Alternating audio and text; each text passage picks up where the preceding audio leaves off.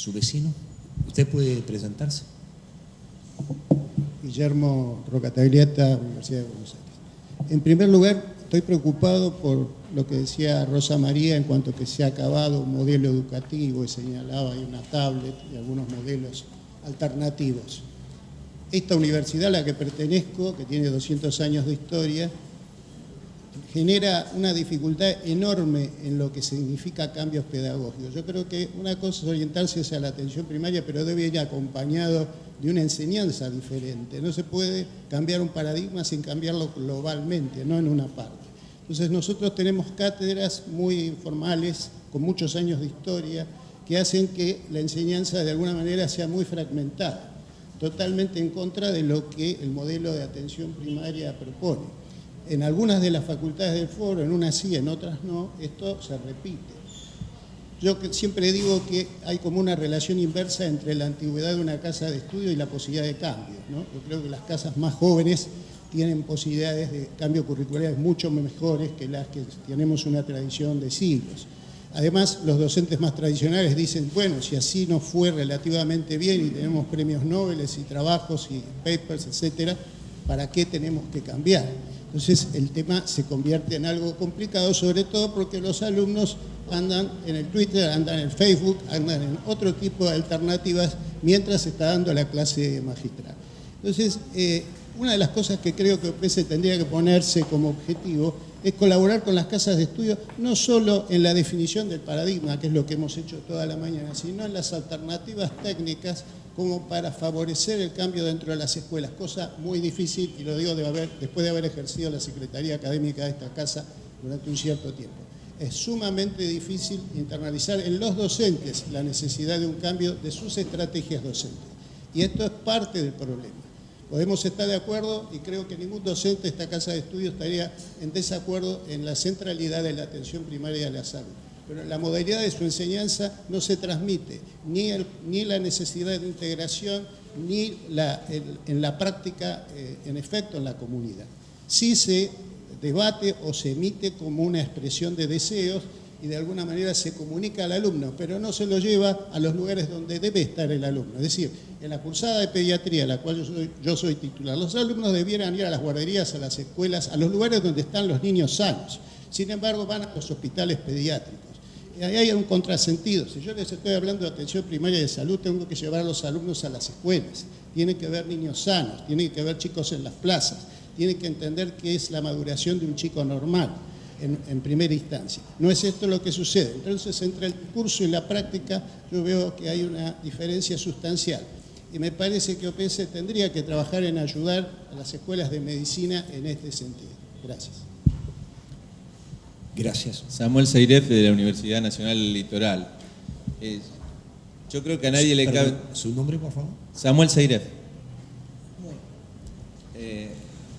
Yo creo que a nadie le cabe en duda que es un problema muy complejo y que las realidades son múltiples. Yo lo escuchaba recién a Guillermo, nuestra universidad tiene 100 años, pero la Facultad de Ciencias Médicas tiene 10 años. Y como él decía recién, las más nuevitas y la nuestra, compartiendo un poco la currícula de Rosario, que tuvo la gran virtud de realmente, como muy tradicional, revertir todo, con mucho esfuerzo, pero cambió muchísimo y a esta altura que estemos discutiendo podrá cambiar, como decía Mario Rovere, algunas partes del paradigma, pero atención primaria de la salud, creo que a esta altura no le cabe la duda a nadie. La pregunta es, ¿de qué formas cambiamos lo tradicional y lo que a nosotros nos cuesta muy poco es llevar el médico desde el inicio a la familia, a los centros de salud, a las escuelas? ¿De qué forma lo hacemos en forma global? Pero también tenemos que tener el compromiso de las autoridades de salud pública, que en nuestra provincia se está llevando muy bien. Nosotros tenemos una comisión donde se reúnen los colegios de médicos, la Universidad Nacional de Rosario, la Universidad Nacional del Litoral, y discutimos. Lógicamente nos desespera un poco esto de que llevamos tantos años declamando y no llegamos a el fin que pretendemos muy rápido, pero en muchos lugares hay muchas cuestiones que se están haciendo. Por ejemplo, se planteó en algún momento la posibilidad de que nuestros alumnos de primer año hagan la historia clínica familiar y social de esa comunidad y a partir de ahí vayan viendo al niño sano, de qué forma se enferma, de qué forma participa en la comunidad, de qué forma la influencia social le va cambiando su desarrollo y bueno, creo que en algunos lugares se va llevando a cabo. La pregunta es de qué forma lo vamos socializando y de qué forma en los lugares más tradicionales como pueden ser Buenos Aires, esto o en todo el país lo podemos llevar a cabo. Pero vuelvo a insistir, en nuestra provincia de a poco creo que vamos logrando muchas cosas. Bien, en el pasado espontáneo, luego, Charles, en la misma sintonía que mis colegas decanos, yo soy Mateo Martínez, decano de la Facultad de Medicina de Tucumán, comparto la preocupación, aunque con una ligera desviación del eje. Creo que todos estamos convencidos de que hay que cambiar, estamos convencidos que atención primaria es el camino y creo que a muchos, me incluyo, nos preocupa el cómo hacerlo. Ahora bien, en mi opinión, el cómo, la asesoría de OPS, que sería muy bienvenida, no se trata de una cuestión solamente técnica. Hay un profundo problema político subyacente en ello. Creo que así pudieran ustedes asesorarnos, capacitarnos en todos los conceptos, métodos y técnicas que nos permitan orientar los currículos de las carreras de médico hacia atención primaria de la salud, no sería viable si no contamos con el poder político suficiente. Y ello implica convencer primero al claustro académico, establecer alianzas estratégicas con ministros, con actores sociales y, en mi humilde opinión, esta iniciativa que yo he escuchado con mucha atención en los Estados Unidos, así como la nuestra del Foro Argentino, puede ser una estrategia válida si pudiera, quizás debiera, repetirse en otros países y, ¿por qué no?, conformar, darnos con cierta periodicidad, porque en lo que yo estoy modificando, logrando en mi pequeño lugar, que es la Facultad de Medicina de Tucumán, en gran medida deviene de la fuerza que nos otorga esta comunidad de ideales en que se ha convertido el Foro Argentino. Sintetizo, creo que la preocupación está en el cómo lo hacemos y creo, en mi opinión, que gran parte del camino del cómo está dado por una cuestión de orden estrictamente política más que en métodos y técnicas del cambio. Gracias. Gracias. El colega de Ecuador, si no me equivoco, ¿no? Adelante. Soy Arturo Quispe, vengo de la ciudad de Cuenca, Ecuador, soy el decano de esa Facultad de Ciencias Médicas. Ecuador tiene 25 facultades de medicina y tiene una población de 14 millones de habitantes. De esas 25, 9 son públicas y el resto son facultades de ciencias médicas privadas. Ahora, yo estoy pensando que va mucho más allá y es mucho más complejo el problema. Obviamente las realidades son diferentes. En el caso nuestro, nuestra facultad históricamente ha sido una universidad y una facultad movilizada permanentemente en torno al tema de atención primaria.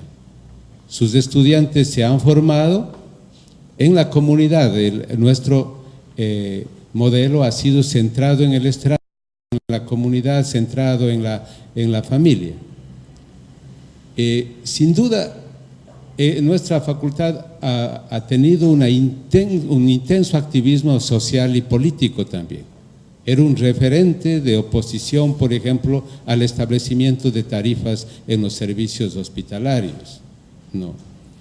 Eso determinó que con un proceso de libre ingreso y un trato preferencial a los estudiantes procedentes minoritarias, por ejemplo, hasta hace poco tiempo, en nuestra facultad, en la admisión, vulnerables, comunidades alejadas, comunidades rurales, ¿no?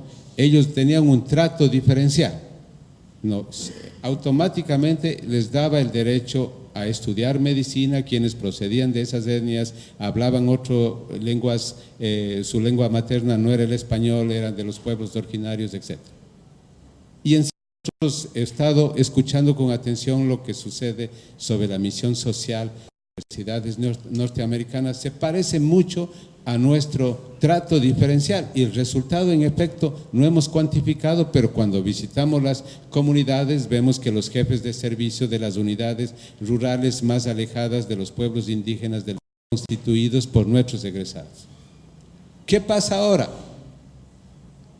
en la época de la renovación de la atención primaria. A modo de ver, tenemos este año. Ni un solo estudiante aprobó en el Ecuador la prueba de admisión del gobierno a los estudiantes, y el único mecanismo es un examen que iguala las heterogeneidades de una prueba que mide simplemente. Y entonces hay una elitización de la educación. Nuestros estudiantes que aprobaron el sistema de admisión responden a la élite económico-social, pero no aprobaron indudablemente la prueba de conocimientos para pasar al primer año. Entonces no tenemos estudiantes de medicina. Restringida la autonomía, restringida la participación de los estudiantes. Entonces la construcción colectiva de la salud está sumamente limitada y hay una desmotivación del personal docente. Lo veo como decano, he sido 4 veces decano de mi facultad y veo como trágico el hecho de que los profesores no se sienten motivados y no se entusiasman ya más hacia el trabajo comunitario, porque todo está, los indicadores matemáticos y estadísticos que se establecen, tecnocráticos, reducen el entusiasmo y la motivación de los docentes para el trabajo en la comunidad. Entonces, hay un proceso mucho más difícil, porque el profesor hoy, el que trabajaba voluntariamente en las comunidades y iba con sus estudiantes, hoy tiene que marcar el reloj en su ingreso y en su salida, porque eso es más importante para el Estado que el hecho de trabajar. Entonces, eso ha determinado que sea muy difícil conseguir el involucramiento de nuevos docentes jóvenes con el mismo entusiasmo. Entonces, creo que hay esas situaciones, de esas relaciones también, además de las ya señaladas, que pueden ser buenas intenciones, en nuestro caso chocan con las regulaciones nacionales y el nuevo modelo que se está estableciendo. Gracias.